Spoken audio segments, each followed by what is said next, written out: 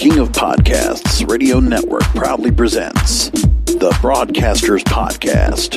Here is the King of Podcasts.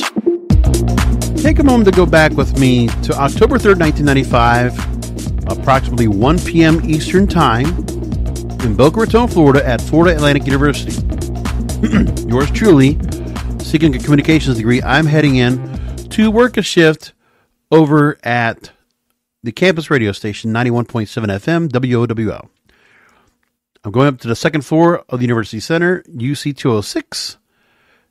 And as I walk into the hallway heading towards the radio station, I have to pass by the media lounge, or the TV lounge, if you will.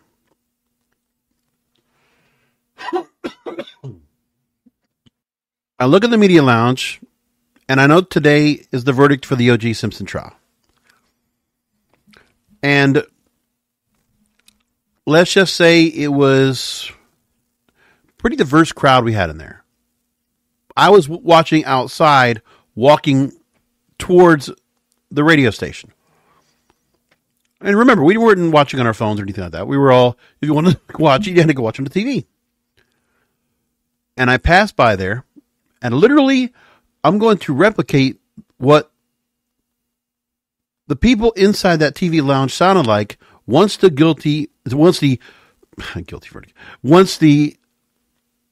not guilty verdict was given. So Oprah Winfrey's show happened to be going on, and I guess during their taping, they recorded, while it happened in real time, the verdict being read, and the studio audience got to react to it. And basically, what they sounded like was exactly the way that the group at FAU sounded like. Just like this. Number BA097211. We, the jury, in the above entitled action, find the defendant, Orenthal James Simpson, not guilty of the crime of murder in violation of Penal Code Section 187A, a felony upon Nicole Brown Simpson, a human being, as charged in count 1 of the information.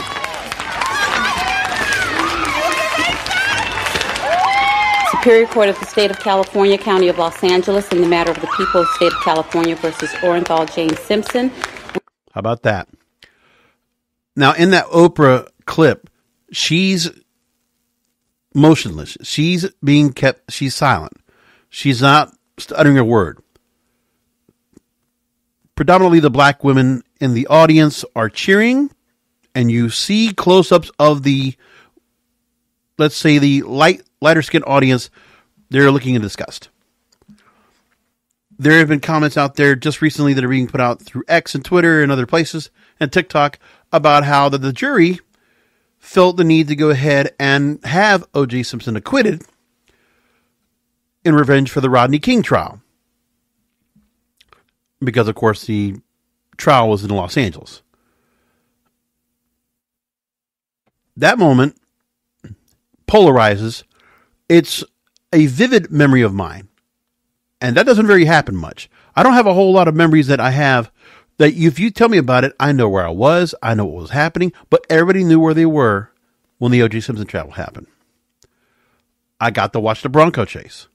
Like the O.J. Simpson trial, like we had the coverage of 9/11, I remember that vividly. Vividly. It stays burned into my brain. And the O.J. Simpson trial was no different.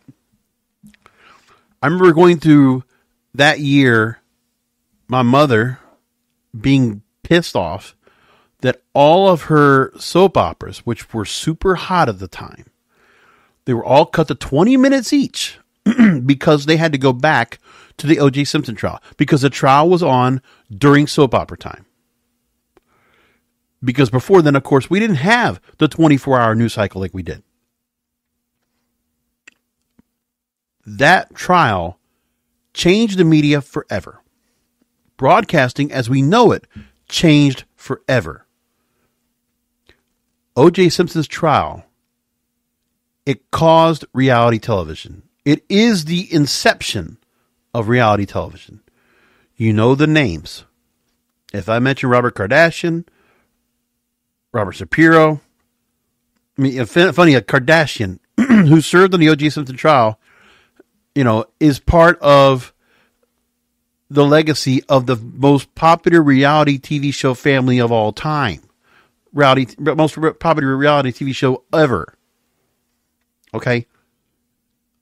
If not for Robert Kardashian being noticed as being on the OJ Simpson dream team, would we have ever heard of him? Christopher Darden, Marcia Clark, Kato Kalin,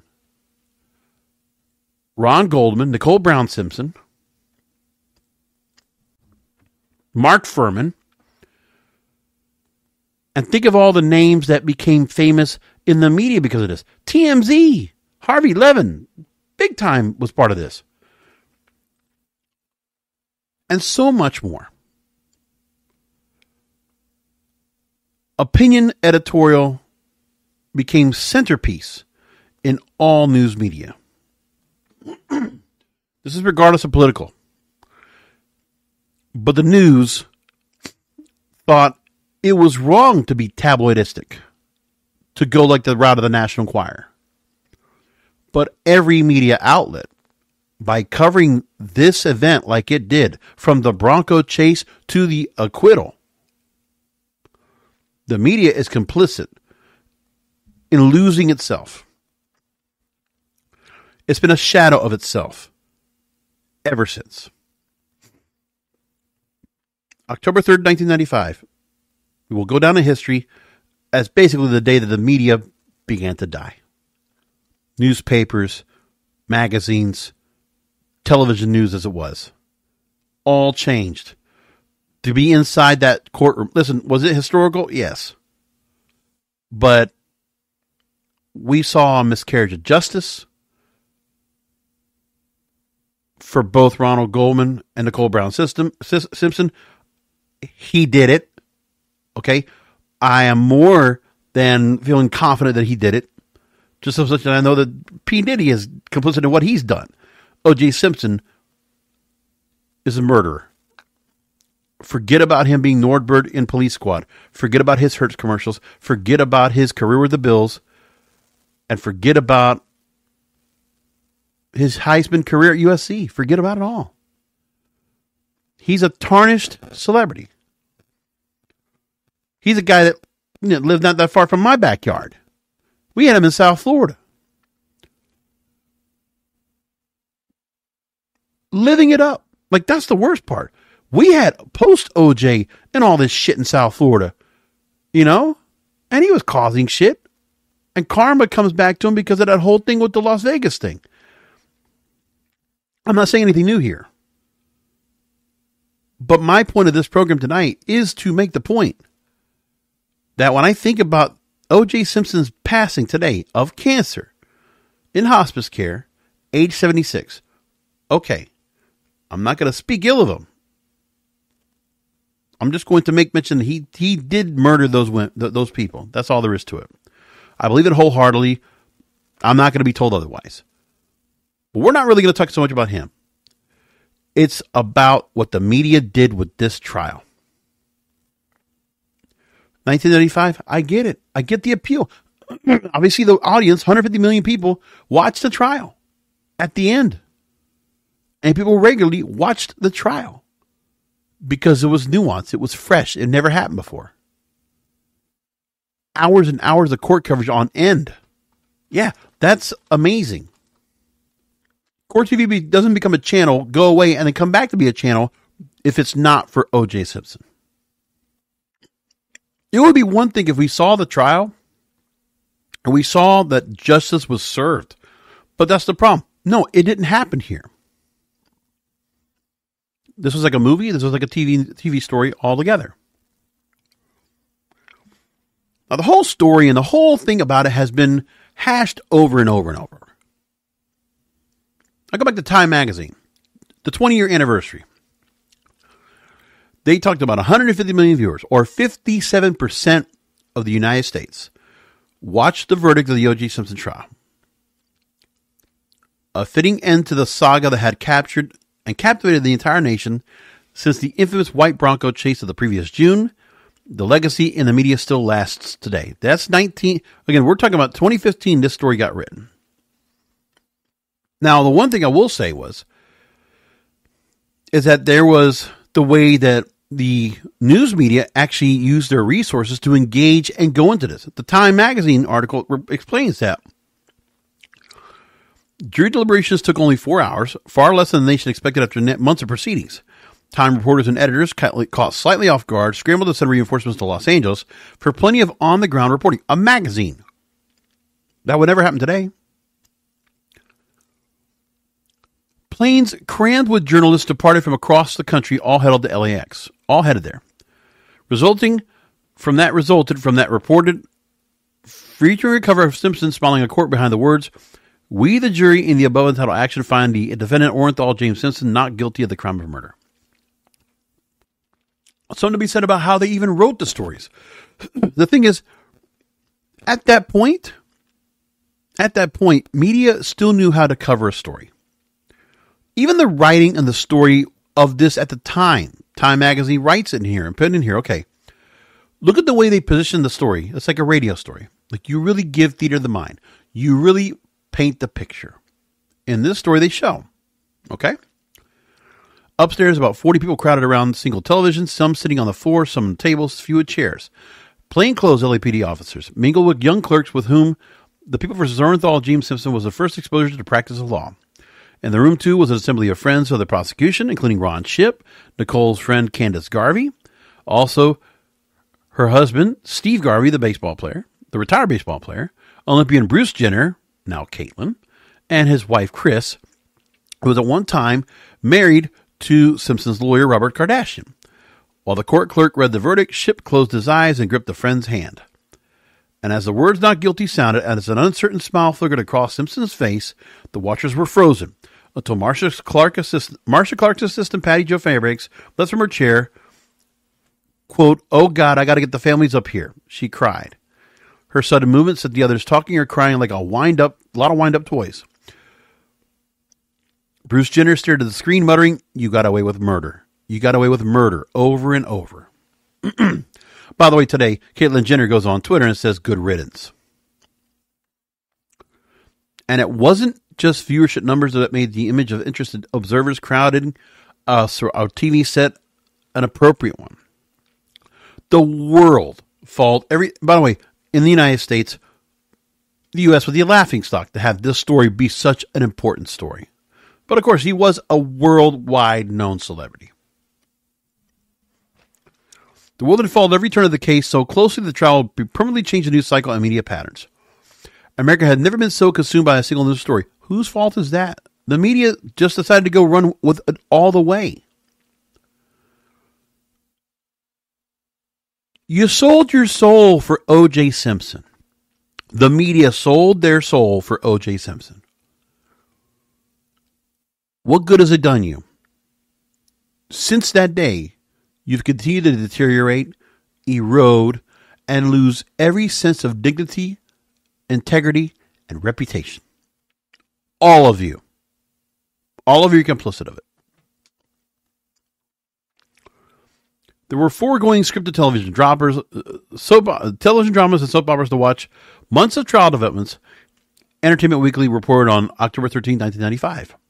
Magazines and newspapers profiled the officers, attorneys, surrounding figures in the trial, who eventually took on celebrity level of fame.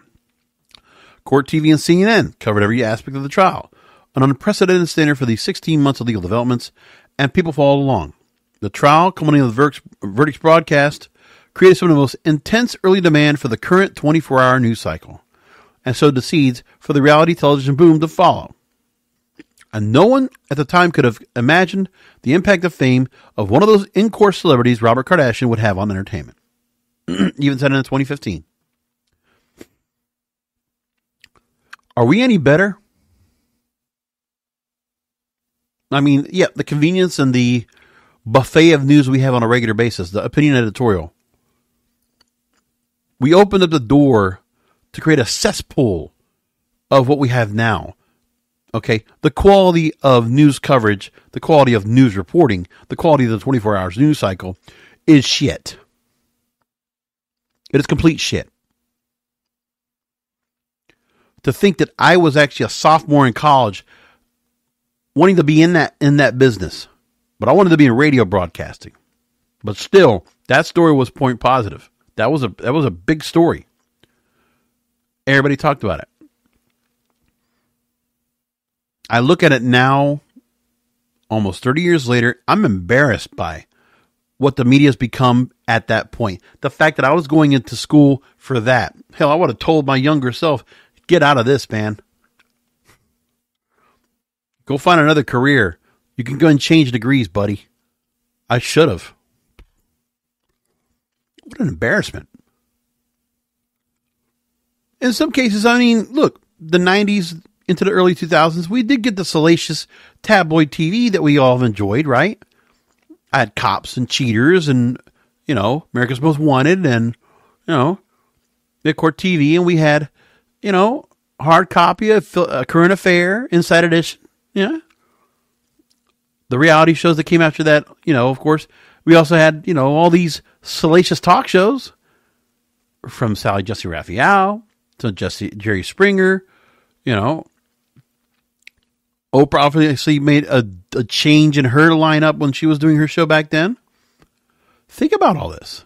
Daytime television, salacious. Dirt, just dirt. And now we're at the point where, tabloid's not even like a particular subject anymore. It's not even just a particular genre of news.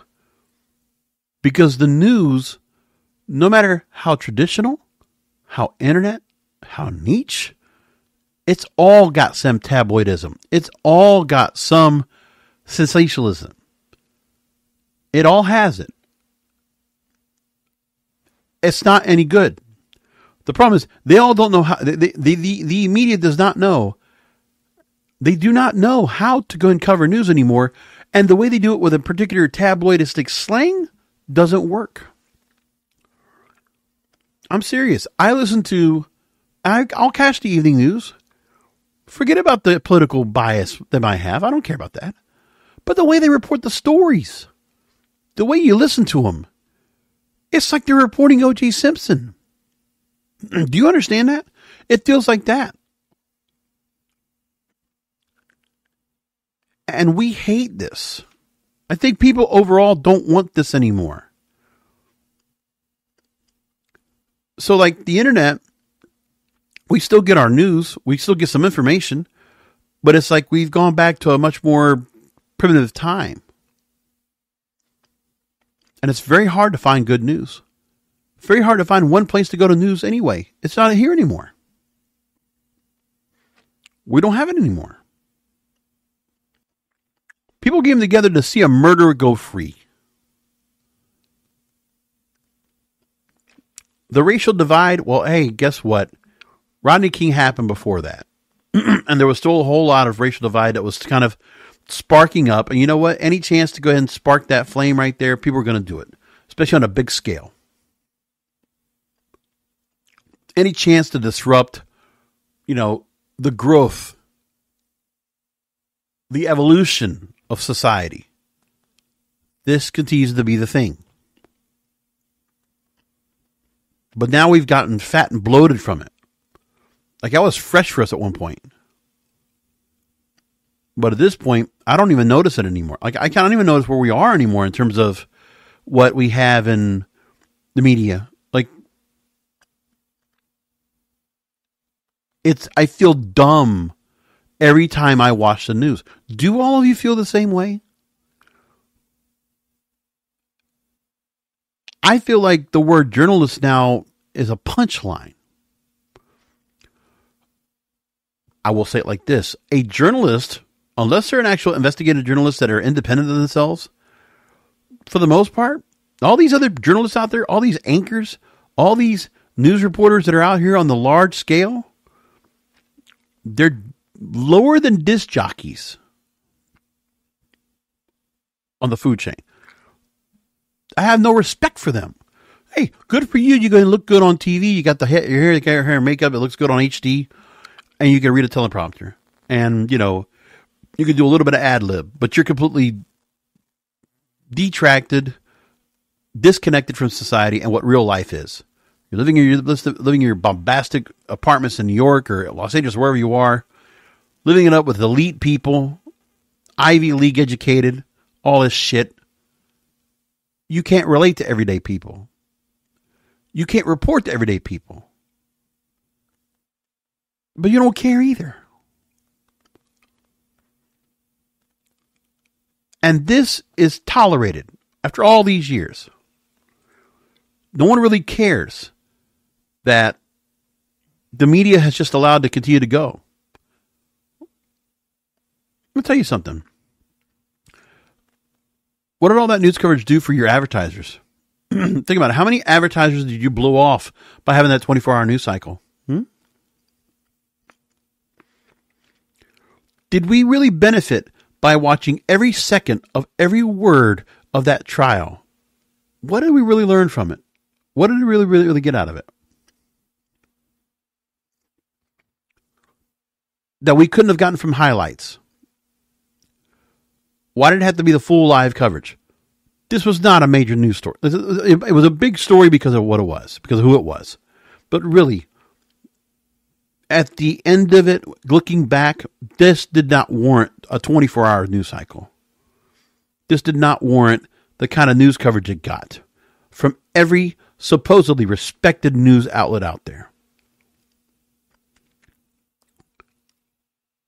You sent and spent so much money in 1995 to report a fallen sports star, a murderer that didn't get convicted go free. Skip out of being convicted. Hey, man. Forget about why, the fact that he got to go and skip the whole thing, and he did serve jail time, but for something else. Forget about the fact he passed away. The damage left behind. The collateral damage is real. It might have taken 30 years to get here, but look, all these outlets, they're a figment of themselves. They're a shell of themselves. Imagine all the publications now that we have that are probably gone. By the way, remember, Sports Illustrated, probably report on it, Time, Newsweek, all these other publications that were out there, they all had magazines, and they would sell expensive magazine subscriptions, right? And people used to buy them. And the internet had not become prominent yet. Which the other thing was, the traditional news media, right before the internet becomes hot, they decide to abandon their morals. Now, that's the other thing, too. We know that today, we don't have to have the news media cover an OJ Simpson trial like this. We don't need it because we got the internet. We got X, we got Instagram, we got Facebook, we got TikTok. We don't need traditional media anymore. We don't need cable. We don't need the rabbit ears. We just need an internet connection. And we can sit on and watch all we want. But then all you traditional media news outlets, now you're depending on advertising, right? On circulation. Now you're going to put paywalls all over the place. Like, all the stories I look for OJ Simpson right now, LA Times, New York Times, Wall Street Journal, paywalls. All of them paywalls. But 1995, they would have been killing to get people to go and look at their papers. Or see their coverage in real time. Now they don't care. You destroyed yourselves at the behest of OJ Simpson. You can take that to your media grave. When these companies start falling, when more companies continue to go and fall apart and lay off and lay off and lay off and micromanage and shrink and shrink and shrink to where the corporate says, you know what, we're going to sell it off, or we're just going to sell the intellectual property to somebody else. We're going to make it a shell of itself. It's not going to matter anymore. Some private equity group is going to just pick apart the bones. And you will never see that publication again. And who will have started this whole thing? Started the burning, this flame of destruction? OJ Simpson. And did everybody have to follow the same thing? Did everyone have to also follow the same route too? Was it worth it? Why did you have to follow CNN? Why did you have to follow CNN? Why did you have to follow some of the other sources out there and just feel like you need to go ahead and be on top of the story? It doesn't matter anymore, I guess, right? Well, so I got behind some of these paywalls to get some of these stories. New York Times put a big story out here. The obituary for him, OJ Made in America, made by TV. They say it's in his life and trials, television was a spotlight, a microscope, and a mirror.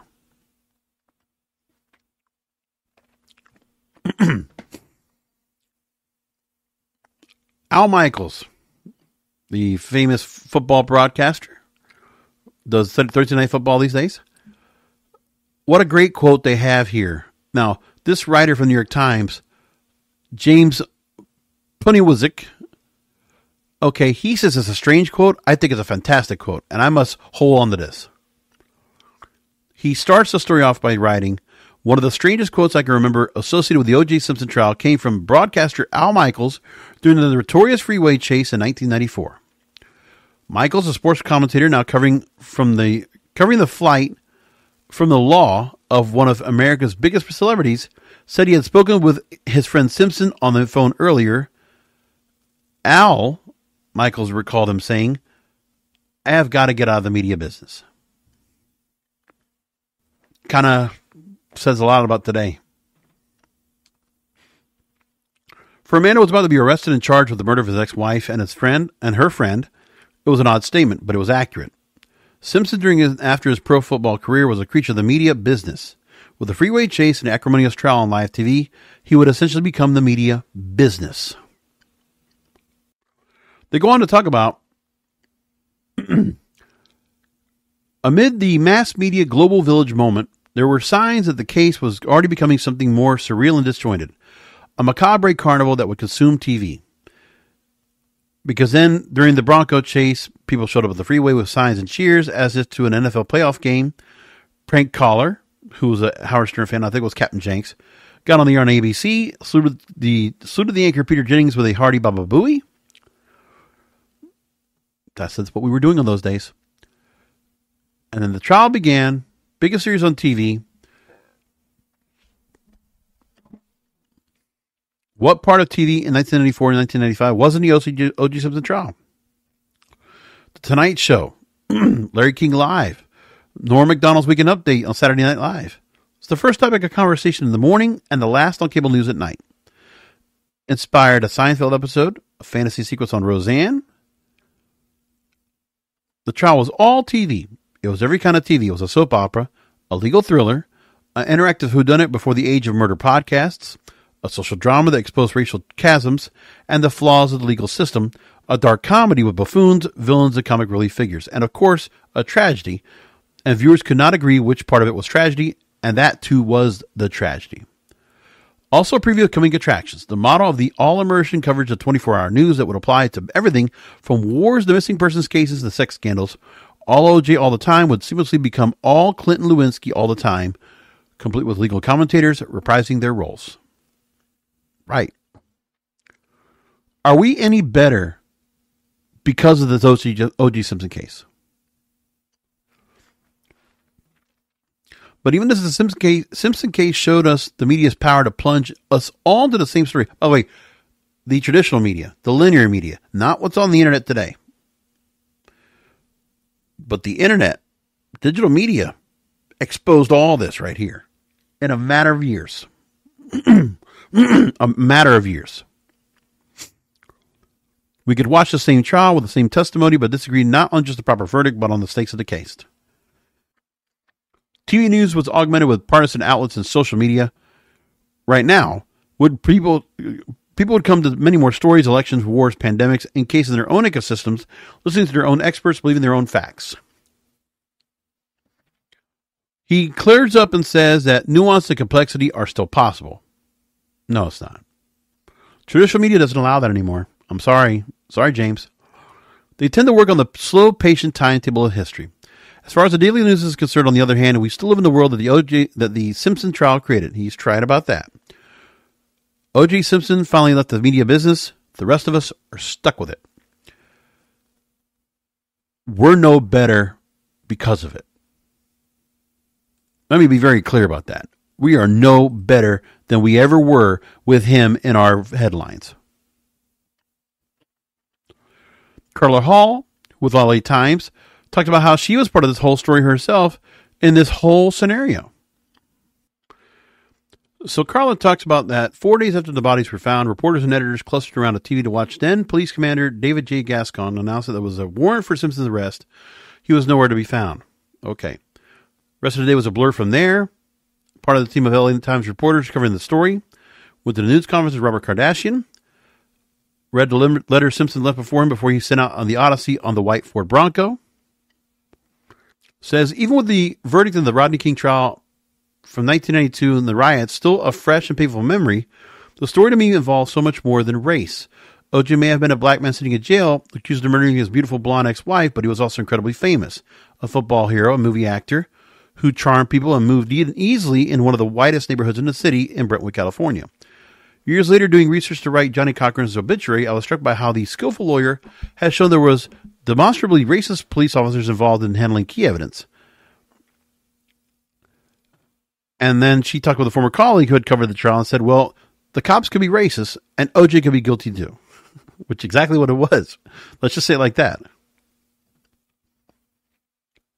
LA Times putting on an extra edition that morning. Look at that. You ever heard that anymore? Remember morning and evening editions, some of you folks out there? Another story I'm taking from awfulannouncing.com. Very interesting here. Arthur Weinstein writes that in an alternate universe, Thursday's top NFL story would have opened like this. OJ Simpson, one of the most electrifying running backs in NFL history, died Wednesday at the age of 76. But because of the trial and the jury, the trial of the century, the once popular athlete turned actor, Monday Night Football broadcaster, and jovial advertising pitchman would forever be known as OJ Simpson, who was acquitted in a 1995 murder trial. And that's how the media remembered Simpson today. They all said it. Various polls have shown an overwhelming majority of Americans disagreeing with the not guilty verdicts, largely broken down along racial lines, and roughly 80% of white Americans believe Simpson committed the murders, while more than just half of black Americans felt that way. Stephen A. Smith saying, if I was on the jury, he would have been under the jam jail. Mark Lamont Hill, the author, he says his acquittal for murder was the correct and necessary result of a racist legal criminal system, but he's still a monster, not a martyr. Okay, I'm not sure how to go and take. I mean, I get what he's saying, but no. Guilty, you're guilty, no matter what. Funny they put in the stats over here. Career rushing yards, 11,236. 75 touchdowns, 2 murder charges, 2 murder charge acquittals, legacy, 0. I got a few more stories to go and wrap things up before we go ahead and call it a night. There's not much I got to say, but I wanted to go and keep ranting and raving about OJ Simpson's, detriment to the media industry. I would just go ahead and be a blather. How about some good news? Taylor Swift's songs have returned to TikTok after a 10-week hiatus. So as of Thursday morning, songs like You Belong With Me, Lover, Cardigan, Mirror Ball, Fearless, Taylor's version, Cool Summer Cardigan Style, Taylor's version, Is It Over Now, Taylor's version, The Man, and Me are all back on TikTok to be used on their videos. Now, she has her next studio album coming out, The Tortured Poets Department, due out April 19th. So it looks like the platform has reached a separate deal with Taylor Swift, who owns her masters and presumably would have the ability to strike her own arrangement, even though her music is distributed by Universal Music. And she signed with the company's publishing division in 2020, but TikTok's responsible for muting UMG's music on the platform. Songs artists are signed or distributed to by Universal Music continue to pop up on the platform, posted by fans or some suspect representatives of the artists themselves. So it looks like also that she might be partnering with TikTok to promote it, as she did for her last album of all new material with Midnights. So she supplied a track reveal video for every track on the album exclusive to the platform and could potentially signal that an exception was made for Swift with UMG's acquiescence. So that's good news. That's something they're going to put a nice change on today. I love that part. Another story coming out, Spotify is now letting users play DJ competing with remixes on TikTok. So the streamer is going to develop tools that will make it easier for fans to create custom versions of their favorite music. Okay. So they want to try to change on the future music consumption that Spotify hopes will deepen user engagement and appeal to younger users, generating new revenue for artists. So fans, people in their teens or 20s specifically, regularly manipulate songs for social media, adding their own flair or splicing the catchiest snippets into viral dance challenges, tutorials, and memes. And artists and labels don't often get paid for it, but they're hard to track because they're often distributed on a range of platforms, including TikTok and Instagram Reels. So they want to put the new tools out there to spotlight a scramble among music and tech executives to ensure artists and labels continue to make money, even with the way fans consume music evolves. So that's the idea they want. A playback feature with users deciding if they want to, what speed they want to listen to a song. Users could potentially then save their preferred versions of the virtual collections for repeat listening. The effort is an opportunity for Spotify to seize listening time that so far been ceded to social platforms like TikTok. TikTok now, 38% of the songs had their speeds or pitches modified in 2023, up from 25% in 2022. According to data firm PEX. And these basic features will be made available to regular subscribers paying $10.99 a month. More advanced song modification features could be part of a new higher price Supremium tier that Spotify is developing. And I'm asking myself, am I going to go and pay for that? I don't know yet. I haven't thought about it so much, but they already said that prices are going to be going up anyway. UK, Australia, Pakistan, Sri Lanka, Ghana, the price has gone up by $1 to $2 already. And later this year, it will happen in the US. Now, in their new setting up, price increases for Spotify, they're adding audiobooks, and they started adding 15 hours of free audiobook listening to subscribers in certain markets on that basic plan. But now they're going to raise their prices for plans that include on-demand music, podcasts, and audiobooks, and a new service tier that doesn't include audiobooks and is $10.99 in the United States. And they're also going to have an audiobooks-only tier at $9.99. I have the family plan. I don't know what I'm going to do yet. I know it's like $20 right now I'm paying, I think. Still, I'm happy about it. I'm not deterred by the fact they're going to do that. So we'll find out. But I haven't really gotten to the audiobooks. It's nice, but I also got rid of my Audible subscription. So if I want to go to audiobooks, I can, but maybe at some point. I really haven't thought about it too much. I've just really enjoyed listening to music like I do.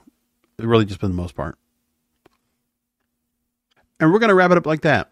We're not going to go much longer tonight. That's the show. As always, I thank you for listening in. Finding the program here, kingofpodcasts.com, of course. And to close things out when it comes to the media, you're never going to get back what you did to ruin the media business anyway, to ruin the news media in general, and to ruin media as it is. There's a reason why content creators are doing so well, doing everything else, and creating content. Doesn't have to be salacious or tabloidistic. It can just be fun. They can troll. They can have fun. They can laugh. They can be informative. They can educate. They can entertain. And then movies like Civil War are going to be coming out this weekend. That's what they think is entertaining. Come back next week for another Broadcasters Podcast. Remember that content is king, and the control of your content is in your hands.